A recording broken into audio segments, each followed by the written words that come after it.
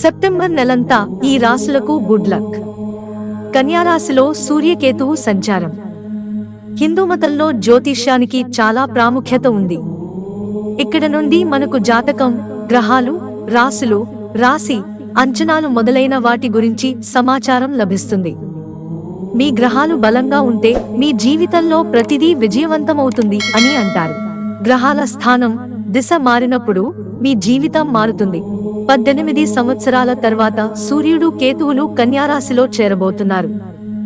ఈ సంయోగం వచ్చే నెల 16న అంటే సెప్టెంబర్ 16వ తేదీన జరుగుతుంది. అక్టోబర్ 16 నాటికి కేతువు, సూర్యుడు కన్యారాశిలో సంచరిస్తారు.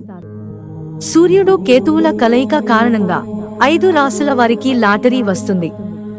ఇవి ఏమిటి, మీరు ఏ ప్రయోజనాలను పొందుతారు తెలుసుకుందాం. వృషభం.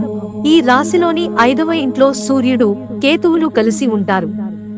మీరు విద్యా రంగంలో దాని నుండి ప్రయోజనం పొందుతారు. ఉన్నత విద్యను అభ్యసించే వ్యక్తులు ఈ కాలంలో విజయం సాధిస్తారు. మీరు విదేశాలలో చదువుకోవాలనుకుంటే ఈ సమయం మీకు అనుకూలంగా ఉంటుంది. సింహం.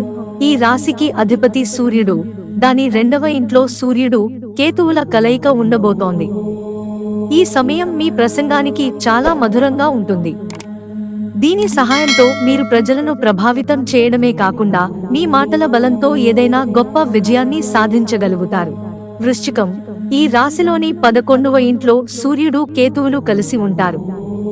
మీ అన్నయ్య, సోదరి నుండి మీకు పూర్తి మద్దతు లభిస్తుంది. మీరు మీ తండ్రి నుండి ఆర్థిక ప్రయోజనాలను పొందవచ్చు. మీరు కొత్త స్నేహితులను కూడా కలుసుకోవచ్చు. ధనుస్సు రాశి. ఈ రాశిలోని 10వ ఇంట్లో సూర్యుడు, కేతువులు కలిసి ఉండబోతున్నారు. అటువంటి పరిస్థితిలో మీరు ఇందులో డబ్బు పొందబోతున్నందున ఈ సమయాన్ని మీ కోసం లాటరీ సమయం అని పిలుస్తారు. ఇది కాకుండా మీ రాజకీయ జీవితం కూడా చాలా బాగుంటుంది. మకరం. ఈ రాశికి 9వ ఇంట్లో సూర్యకేతువు కలయిక జరగబోతోంది. ఈ కలయిక మీ మతపరమైన ప్రయాణంలో మీకు సహాయం చేస్తుంది.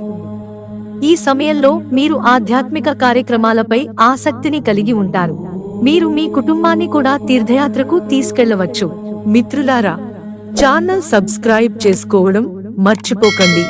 ధన్యవాదాలు.